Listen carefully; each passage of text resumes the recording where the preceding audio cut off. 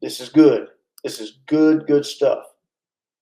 21 Code of Federal Regulations, section 50.23 and 24.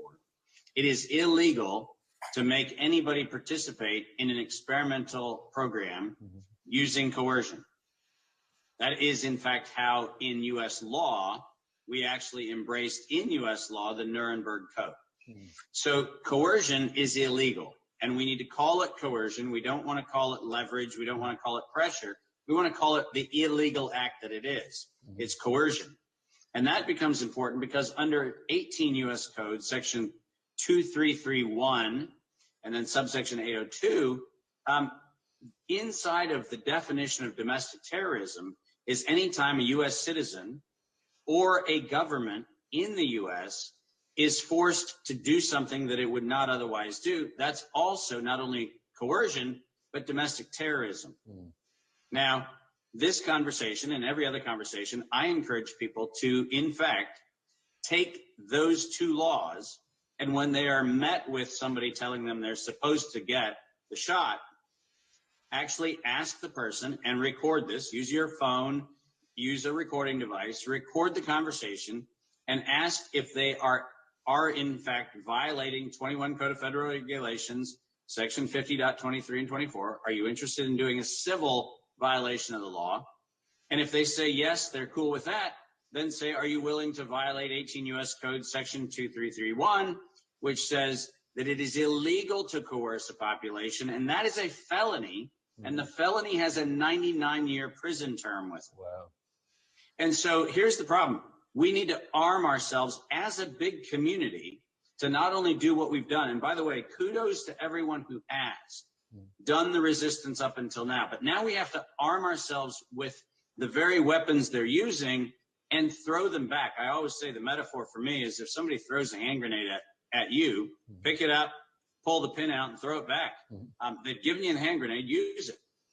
What we need to be doing is we need to be informing ourselves, and most recently, Patrick, and this will be a punchline I get to at the end, but I just put all of the felony statutes and all of the felony evidence into a single document that everybody can use, everybody can reference, and just go to your employer, to your local grocery store, to your local theater, to your local school board, whatever it is, just say, hey, which one of these felonies do you want to be implicated in? Because all of them carry 99-year prison terms and up to $100 million fine.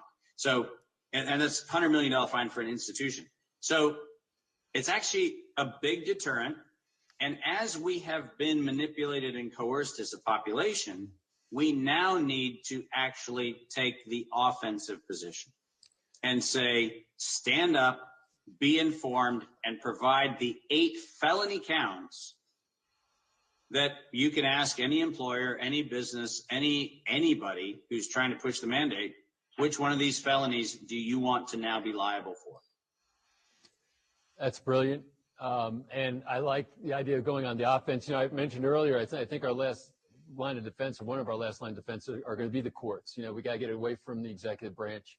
You know, we're very dysfunctional in our legislative branch. But the courts, you know, shooting down the mandate, you know, the Biden mandates, et cetera, I think they are our last line of defense.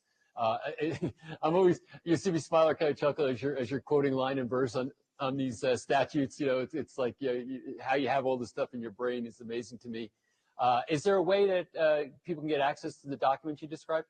Well, there you go. I feel like I just entrapped you because I told you there is a thing. It turns out if you go to either of my websites, fullyliveacademy.com, that's Fully Live Academy, all one word, fullyliveacademy.com, or davidmartin.world.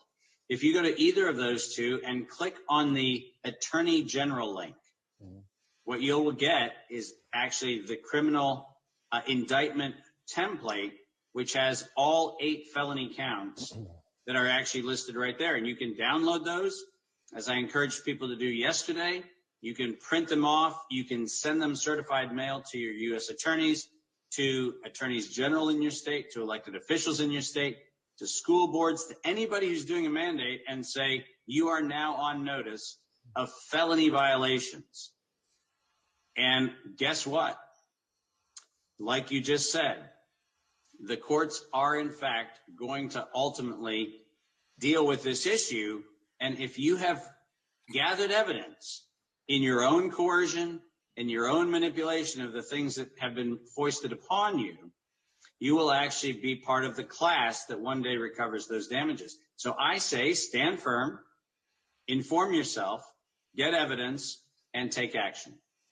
I love it. And All righty.